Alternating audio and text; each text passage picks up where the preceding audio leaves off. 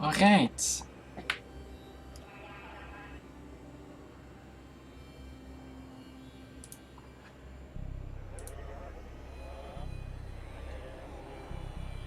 Hi everyone, the Lone Wolf here, and welcome to EVE Talk, your weekly look at the markets in EVE Online. Now I am doing this one live, but I'm going to hurry up and treat it basically as a recording. If you happen to catch it live, feel free to post some a good that you really want me to check, but I would highly recommend you head over to twitch.tv/ccp because the Alliance tournament is on. I actually had all my hours quite crossed, and so now I'm actually going to hurry up and do this EVE talk at a good clip, and not so much as a live stream, but more of a recording for you guys to watch later after the Alliance tournament. So while we head over there, I do have a few announcements. The first one is real life related. It's not really that I'm big into it, but it's like a once in a lifetime thing that's going on. You may know I'm from Belgium, and tomorrow Belgium is getting a new king. So our previous one, King Albert, decided, I think he's 80 or 85 years old. He decided it was time for his pension, so he's leaving the throne to his son Philip, and that's happening tomorrow. Like I said, not that I'm really big into it, but I am, of course. I mean, it's all over the news, and so I do think it's pretty cool, a once in a lifetime, maybe twice in a lifetime thing that can happen. And so yeah, I just thought I'd quickly mention that that's going on in the life of the Lone Wolf as well at the moment. About games, of course, you know, I'm a gamer. I managed to pick up Torchlight 2, 75% off during the Steam sales, and Skyrim DLC at 50% off. So those are two games that I'll probably try and make some time for in the next few months. And then generally, I really like to play the open betas of upcoming MMOs just to check them out, and I feel it's a lot of fun to do those and to make videos on them. And the next one I'm expecting is Final Fantasy XIV: A Realm Reborn. It's supposed to launch somewhere in at the end of August, so I also think next month there is a chance that I'll be trying out the open beta for that game, just to have a look at it. And yeah, that's probably the next one that's upcoming. Anyways, we are here for the market. I see someone is watching. If you are, I would highly suggest you go right over to the Alliance tournament. As soon as I'm done here, that's where I'm heading. So let's start off as always with the minerals. Let's have a quick look at what that's been doing in Jita. Terrible chart, can't really see anything on that, and it's right at the tail end. But prices in Jita Station, and that's lagging a little bit because of how many orders there are. 489 for the sellers, 487 for the buyers. I think that's down another 20 cents compared to last week. It's under 5 ISK, so I think that bottom's been broken as well. So yeah, look out below. I think the downtrend here is still going on. Let's have a look at Pyrite then. 1241 for the sellers. Do we have a look at the chart here? Yep, still that really slow downtrend. It's definitely below 15 now, which you could see as a price point that it wants to be stable around. Now 1240, so it's got a while to go. I'm curious to see if it will break 12. I don't think I've often seen Pyrite below 12, so that's going to be interesting how this downtrend continues and if it can break 12 ISK. If it does, I think that's really bad news for minerals in general. Next up, I'll do Mexalon. As you can see right there, breaking 45 around 3 months ago, and it's heading way back, way below 40 even. Current prices in station 36.77 for Mexalon. I've been selling Mexalon last year for 60 ISK, 64 ISK, so that's, I mean, it's really going down quite hard. I would not be surprised to see Pyrite below 12 at some point, and then look out below. Tritanium just broke 5 as well. It's just way down. It's a general downturn in minerals, especially the high-sec ones. So that's not looking good for miners at the moment. And I do see that I have a few viewers here. If you really want me to check something, feel free to post it in the comments. Yep, thanks a lot, Jimbo. The AHAC fleet was indeed pretty interesting. I'll have a quick look at those. Definitely, I was planning on that. But I'm going to hurry this up, treat it a bit like a recording, because I want to go and watch the Alliance tournament. So that's it, I think, for the minerals. I'll have maybe a quick look at the charts for Zydrine, but yeah, slow downtrend continuing there as well. Noxium, slow downtrend continuing here. Mixalon, right, exactly the same. So it's really across the board that minerals are dropping. Yep, there you go. That's of course the next phase after that. Take one ship prices. Here you can see the Drake going down there as well. Let's have a look at the Maelstrom. There you go. It's becoming more and more pronounced as well that Take one ships are going down. I will have a quick look at the one exception we found last week, which is the Megatron. And you can see right here as well, the top for the Megatron has been reached, and now that 5D moving average already went from 180 to 160, and the 20-day moving average going from 180 to 170, and it's looking like a downtrend has been engaged in minerals, and this means that now it's being followed by Tech 1 ships. Because look at Hyperion, exactly the same. The Dominix is an exception. I think that's because it's really becoming a new meta, a new fleet doctrine. The Sentry drones are really very popular, but then let's have a look at the Raven. There you go, 5D moving average dropping right at the end. I'll have a look at the Rock, same things. Scorpion is trying to hold on, but you can also see that the 20-day moving average has started to drop a little bit there. Let's have a quick look at the Abaddon. That's clearly, and there you go, Apocalypse as well. The Armageddon is the one exception here again, but in general, on these Tech 1 ships, I am seeing a downtrend at the moment that is only going to increase when if the mineral downtrend is sustained. You can even see the Oracle here also down a little bit, Harbinger down. Drake, of course, Ferox bad charts, but Naga down. Brutix trying to hold on, but you can see that 5D moving average below 20-day moving average, so that could be the start of a downtrend as well. Myrmidon mirrors that perfectly, Talos as well. Yeah, in general, Tech 1 ships, they started their downtrend, and if the minerals are any indication, this is going to become a general trend that could last the entire summer. So Jimbo is asking for a link to the Alliance tournament. That's just twitch.tv. I'll just put it like that here, twitch.tv/ccp. That's where you'll be able to watch the Alliance tournament. It's actually going on right now. I had my hours crossed, unfortunately, and so now I'm going to hurry it up.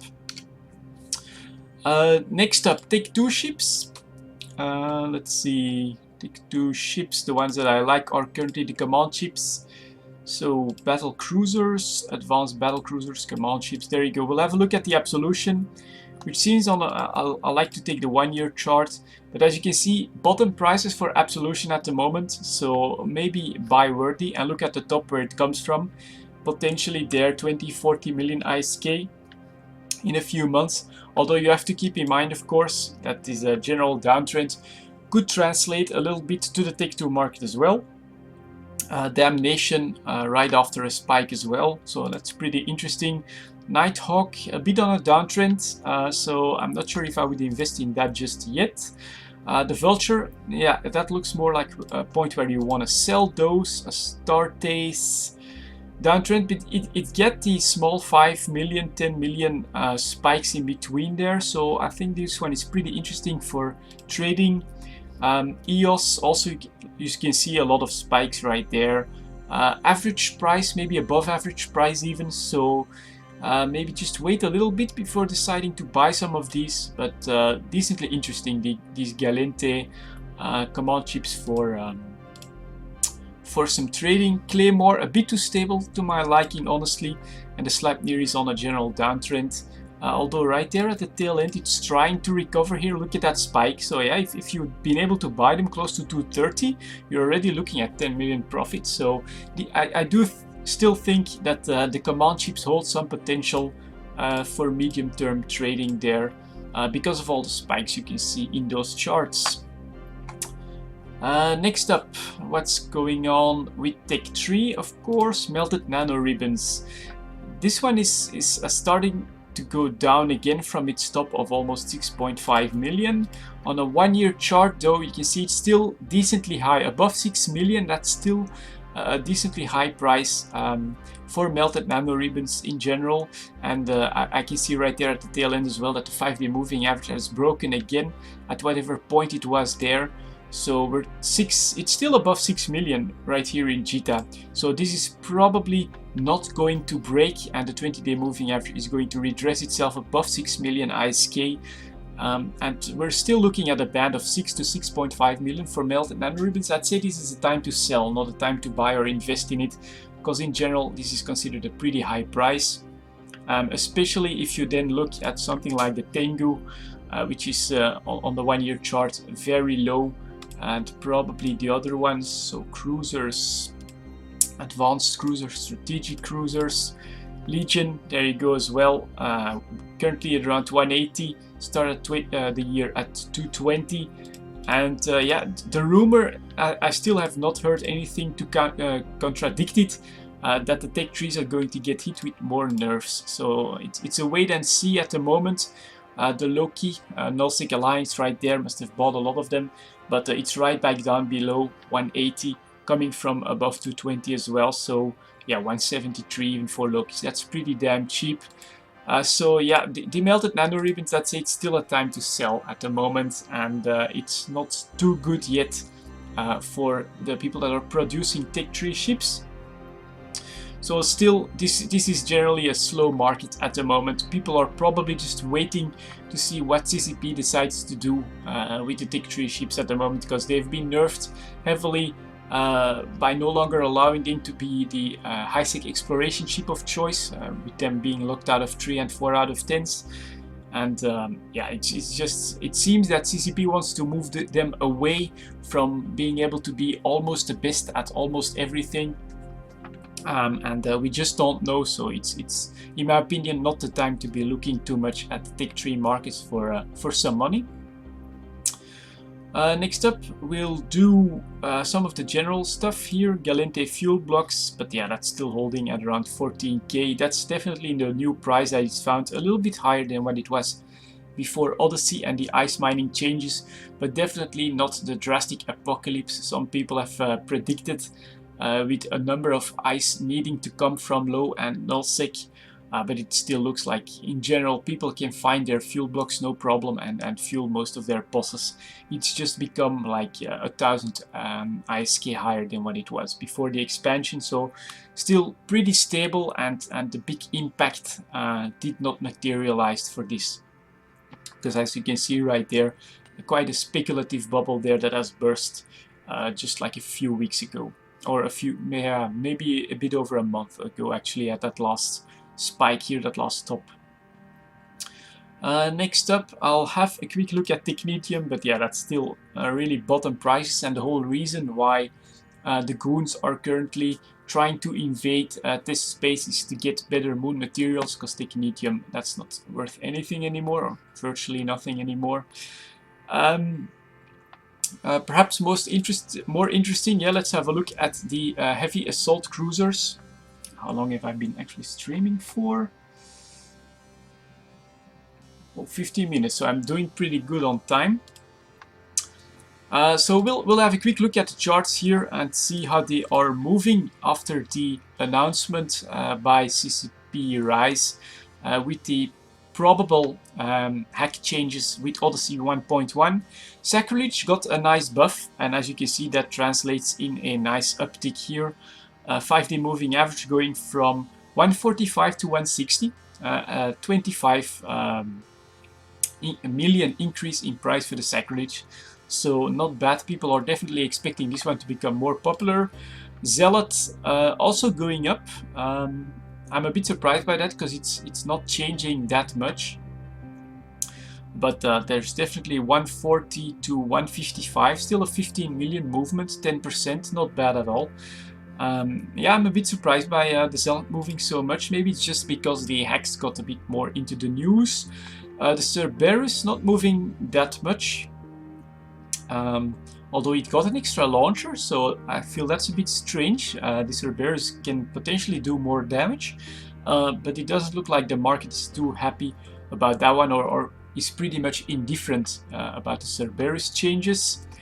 The Eagle, decent uptick right there, 120 to 140, 20 million uptick, that's more than 10%. So it looks like people definitely like the Eagle changes.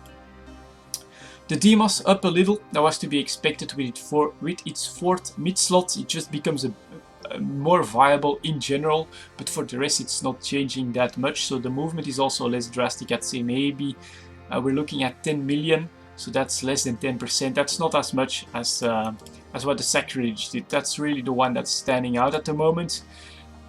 Ishtar, yeah, people, it didn't move that much, although I think it gets a buff for its exploration role.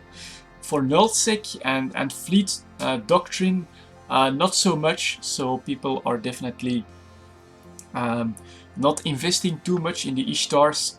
It's true, most people that use it for exploration won't need to buy a lot of them, and they generally already have it. So I think that's pretty normal, because the Ishtar is not going to become a fleet doctrine with these changes. I think it's still more a solo, maybe a small gank, a small fleet warfare ship, but definitely it still feels like a solo ship to me. And so I think that it's normal that the price is hardly moving on this one.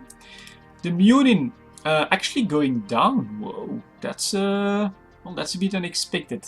I would say that this is a downtrend, and we're really not seeing this recover. You know, the 5-day moving average still below 20-day moving average. So that's a bit surprising. People not really liking what or not caring too much about what the Munin's been doing, so it doesn't look like that one's going to become flavor of the moment. Vagabond, though, that's a nice uptick here. 5-day moving average moving from 130 to almost 150, so that's pretty close actually to what the Sacrilege did. So these do look like the two winners here for trade speculation with the announced hack changes, which you can see in one of my previous videos if you really want all the details.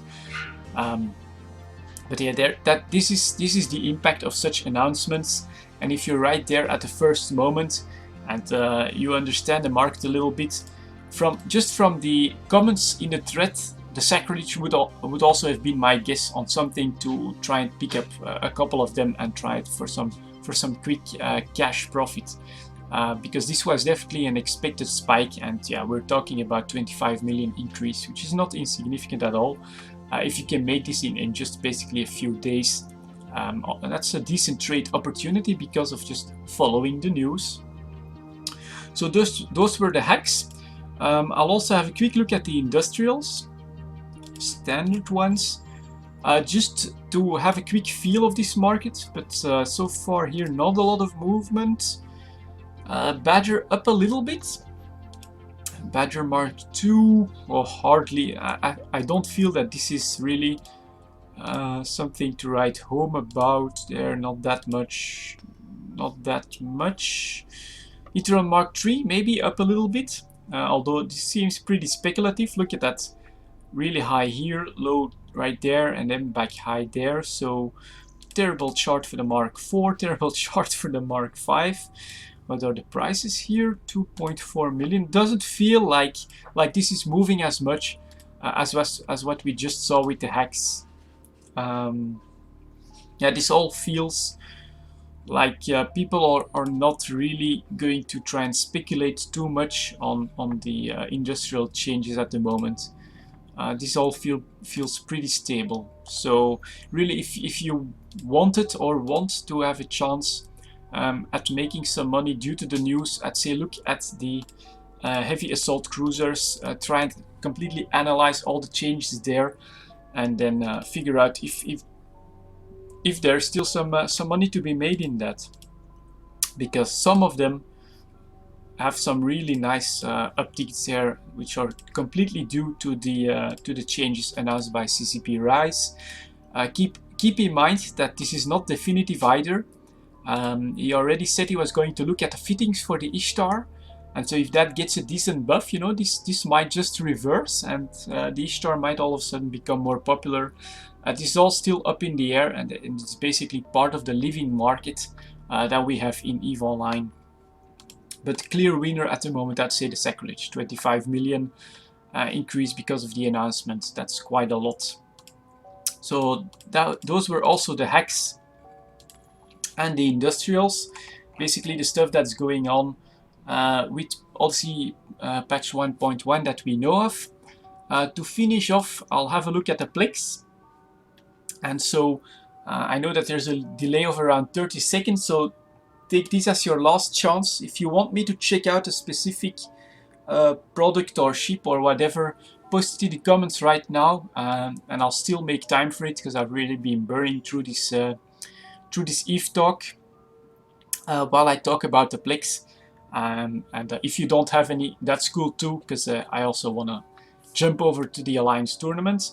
So 5-day moving average for the PLEX is finally back on the uptrend, which is a bit against my expectation. I would have thought it wouldn't so soon. I would have thought the summer slowdown would have remained for longer. But look at that, broke 550, and it's definitely pulling the 20-day moving average up again as well. Prices in station 547 million for a PLEX at the moment. For the sellers, buys 542. So normal margin for a PLEX is actually 13 million. It's only 5 million at the moment, pretty damn low. So there's definitely a lot of trading and competition going on in the PLEX market at the moment. And for me, it's really good news, of course, that it's going up because I've invested in them. But this small margin does, to me, indicate a lot of competition, a lot of trading going on. So I wouldn't put my hand in the fire for this becoming a trend for the rest of the summer. I think this could become like a slow spike that will actually reverse at some time because of the general slowdown that happens in EVE Online every summer, and that the real uptrend still has to start towards the winter expansion, which is really what I'm holding out for before I unload my PLEX. But still, I'm already looking at 50 million profit on every PLEX, not bad at all. So most of you guys seem to also want to go for the Alliance tournament, because no suggestions at the moment, which is completely fine. I do have two more announcements, two more links actually for you guys. So if you want to check those out, the first one is another YouTuber that hasn't started that long. I've only seen like 5 videos from him, but I'll quickly post his name. So he's youtube.com/EveBusinessInsider, business double S there, insider. So if you're really interested in the trading, and I think if you look at EVE Talk that you are, check out his channel and the stuff he does, because he's already been explaining some really advanced stuff with like what was it called? It's like an Excel program from Google where you could pull all the information straight from one of the trading websites, and thus get constantly updating prices in Jita. It would automatically analyze the margins, see what's trade worthy with color codes and stuff like that. Really advanced stuff and very interesting for people that like to trade. So yeah, shout out to EVE Business Insider. If you like trading and you want to get into trading in EVE Online, I think that's a must-see for the basics and for the really advanced stuff. I mean, he's way beyond what I do in trading. Really worth it. The second one, which is Niraya right here, who often hangs around in my channel. She does EVE betting. So with the Alliance tournament, you have a chance to bet on the matches. And if you want to do that, you know, if you want to make some money betting on the Alliance tournament, I actually bookmarked her page right there. It's eohbrawl.com. And as you can see right there, you get a nice overview of all the matches and a chance to bet. So just make an account.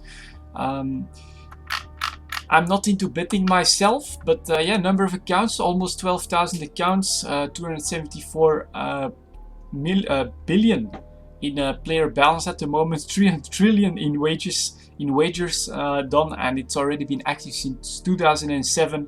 So I think if you really want to try and risk some ISK on the Alliance tournament, check this website out, eohbrawl.com.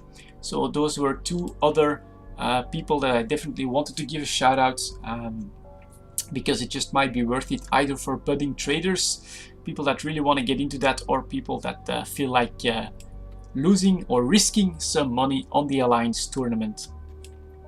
So yeah, there you go, guys. That's going to be it for this week's EVE Talk. This is a bit more of a recording, not so much a live session with a lot of interaction. Just because I also want to go and check out the Alliance tournament next week. I think I'll try and do it earlier, EVE Talk, so that I get to do that a few hours before the Alliance tournament. It does mean that the regulars probably won't be able to catch it, but okay, I'm still experimenting with it, so I think that will actually be okay. And that's going to be it, guys. I'll see you all next time. All I have to do now is wait for the delay before I press on the stop button, and that means I'll just have a quick stroll towards my hangar. See you guys next time.